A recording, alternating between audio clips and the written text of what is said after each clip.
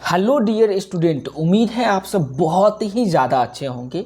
दोस्तों, आज के इस क्लास में हम लोग काफ़ी डिटेल से पढ़ेंगे classifications of elements and periodicity in properties. अर्थात एलिमेंट का क्लासिफिकेशन देखेंगे और जानेंगे उसकी जो जितने भी एलिमेंट अभी तक डिस्कवर किया गया है उसकी प्रॉपर्टीज पढ़ेंगे। तो इस पार्टिकुलर चैप्टर में क्या क्या सब टॉपिक दिया गया है उसको देख लीजिए, फिर प्रत्येक टॉपिक को काफ़ी डिटेल्स में आपको बताऊंगा। पहला टॉपिक है genesis of periodic classification. Periodic classification का कैसे जेनेसिस किया गया था। दूसरा टॉपिक में हम लोग पढ़ेंगे मॉडर्न पीरियोडिक लॉ एंड उसके ट्रेंड। वर्तमान समय में पीरियोडिक प्रॉपर्टीज जो दिया गया है उसका लॉ और उसका क्या किस प्रकार का ट्रेंड, अर्थात ट्रेंड का मतलब होता है top to bottom and left to right जाएंगे तो क्या क्या होगा, क्या क्या वेरिएशन होगा वो जानेंगे। उसके बाद पढ़ेंगे nomenclature of element having less than 100, अर्थात 100 से कम 100 से ज़्यादा जितने भी एलिमेंट हैं उसका हम लोग नोमेनक्लेचर देखेंगे और यहाँ से नीट में सवाल पूछा ही जाता है। फोर्थ टॉपिक है इलेक्ट्रॉनिक कन्फिगरेशंस। हम लोग उसके बाद देखेंगे इलेक्ट्रॉनिक कन्फिगरेशंस। फिर हम लोग पढ़ेंगे इम्पोर्टेंट टर्मिनोलॉजी आएगी, उसको हम लोग देख लेंगे। फिर फिफ्थ टॉपिक में हम लोग पढ़ेंगे periodic trend and chemical properties और सेवेंथ टॉपिक होगा ट्रेंड इन फिजिकल प्रॉपर्टीज। तो ये टोटल 7 टॉपिक है। इस 7 टॉपिक को हम लोग स्टेप बाय स्टेप अलग अलग वीडियो के माध्यम से देखेंगे। तो चलिए दोस्त, हम लोग स्टार्ट करते हैं genesis of periodic classification. Periodic classification का हम लोग जेनेसिस देखेंगे। एनसीईआरटी आप निकाल लीजिए और मेरे साथ पढ़िएगा और जैसे जैसे मैं मार्किंग किया हूँ वैसे वैसे आप मार्किंग भी कर लीजिएगा। Classification of element into group and development of periodic law and periodic table are knowledge of sequence of systematizing the knowledge gained by number of scientists through their observations and experiment। अब इस बात को काफ़ी detail से मैं आपको समझाता हूँ। क्लासिफिकेशन ऑफ एलिमेंट का जो क्लासिफिकेशन किस किस में किया गया था, ग्रुप और पीरियोडिक लॉ और पीरियोडिक टेबल में जो क्लासिफाइड किया गया था किसके आधार पे की गई थी। तो अलग अलग समय में अलग अलग साइंटिस्ट आए और उन्होंने एक्सपेरिमेंट किए। उसके एक्सपेरिमेंट से जो ऑब्जर्वेशन मिला उसको सिस्टमेटाइजिंग किए सीक्वेंस के आधार पे, और वो जो नॉलेज मिला था, ऑब्जर्वेशन मिली थी, उसको सीक्वेंस के आधार पे वो जो ऑब्जर्वेशन मिला, एक्सपेरिमेंट के आधार पर उन्होंने जो ऑब्जर्व किया उसके आधार पे जो नॉलेज मिली उस नॉलेज को हम लोग सीक्वेंस ऑफ सिस्टमेटाइजिंग किए, अर्थात सिस्टमेटाइजिंग में अरेंज किए। किस में? तो उसी को हम लोग क्या बोलेंगे, पीरियोडिक लॉ बोलेंगे या पीरियोडिक टेबल भी हम लोग बोल सकते हैं। पीरियोडिक टेबल में क्या क्या होगा, तो एक ग्रुप होगा और दूसरा पीरियड होगा। इसमें हम लोग डिवाइड किए, बांटे। उम्मीद करते हैं यहाँ तक समझ में आया होगा। नेक्स्ट आगे देखिए, आगे का मैं कलर चेंज कर दूँ। आगे के लिए जर्मन केमिस्ट, सबसे पहले पीरियोडिक टेबल में जर्मनी के केमिस्ट थे, उनके बारे में चर्चा किया गया। German chemist Johannes Dobereiner in early 18,000s was the first to consider the idea of trend among properties of element। Germany के साइंटिस्ट केमिस्ट थे जिसका नाम था जोहान्स डोबेराइनर। इन्होंने 1800 ईस्वी में सबसे पहले आइडिया ऑफ ट्रेंड दिया। किसका? तो एलिमेंट के जितने भी था उनको ट्रेंड में बांटा। By 1829 he noticed a similarities among the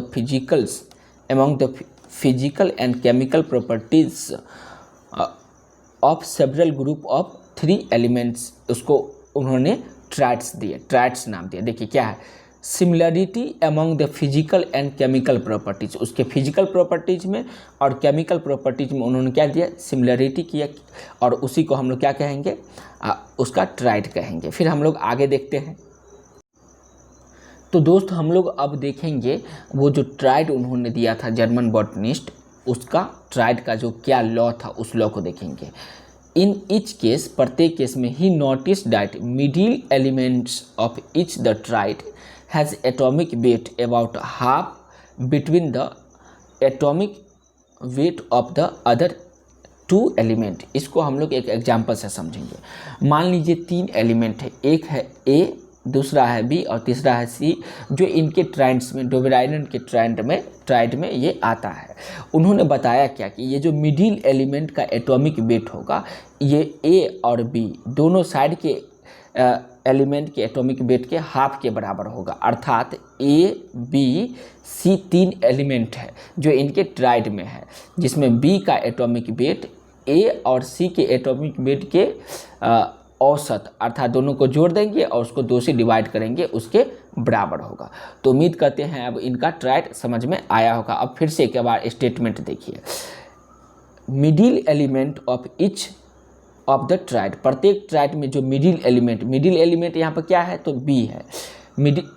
middle element has a atomic weight, उसका atomic weight about half way between the atomic weight of the 2 other element. Also properties of the middle element were in between those of the other 2 member। उसके other जो 2 member इसमें ए और सी दूसरा member है। उसके बाद आगे का सेंटेंस देखते हैं। दोस्त अब हम लोग नेक्स्ट स्टेटमेंट देखते हैं, उसके बीच का उन्होंने रिलेशनशिप दिया। Refer to as the law of triad, उन्होंने उसको क्या किया, लॉ ऑफ ट्राइड के नाम से बताया कि ये लॉ ऑफ ट्राइड के नाम से आगे जाना जाएगा। तो लॉ ऑफ ट्राइड कौन दिया था, तो बताएंगे डोबेराइडन नामक साइंटिस्ट, जो जर्मन केमिस्ट थे, जर्मनी के केमिस्ट थे। उन्होंने ये लॉ को प्रपोज किया, उन्होंने इस लॉ को दिया। नेक्स्ट देखेंगे, seem to work only for few element, लेकिन इनका जो वर्क था केवल कुछ ही एलिमेंट के लिए था। It was dismissed as coincidence। The next reporter attempt to classify element was made by a French zoologist। पहले थे जर्मनी के केमिस्ट, उसके बाद क्या है, अब जो आए हैं उनका नाम है फ्रांच जियोलॉजिस्ट। ये बहुत ही ज़्यादा इम्पोर्टेंट है, यहीं से आपको सवाल पूछ के और आपको फंसा सकता है, ज़्यादातर लोग यहाँ पे ध्यान नहीं देता है। और फ्रांस के जो जूलॉजिस्ट थे उनका क्या नाम था, चन कॉर्टवाइज, AEBD, चन कॉर्टवाइज। इन 1862 में इन्होंने जो लॉ दिया। ही अरेंज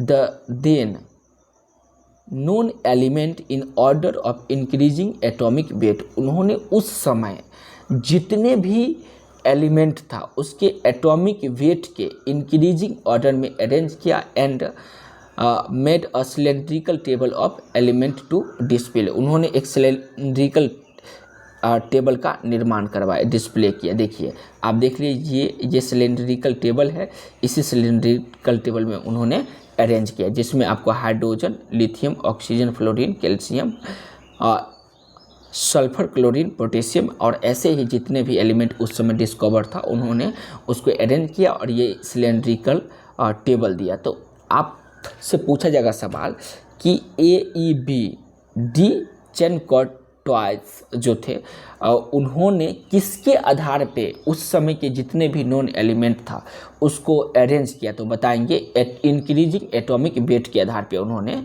सिलेंड्रिकल टेबल में एलिमेंट को डिस्प्ले किया, अर्थात उन्होंने बताया। तो उम्मीद करते हैं मित्र आज का क्लास आपको समझ में आया होगा। कोई भी प्रॉब्लम हो तो कमेंट में बताइए और कल नेक्स्ट वीडियो मैं लेकर के आऊँगा। तब तक के लिए खुश रहिए और खुशियाँ फैलाते रहिए। धन्यवाद दोस्तों।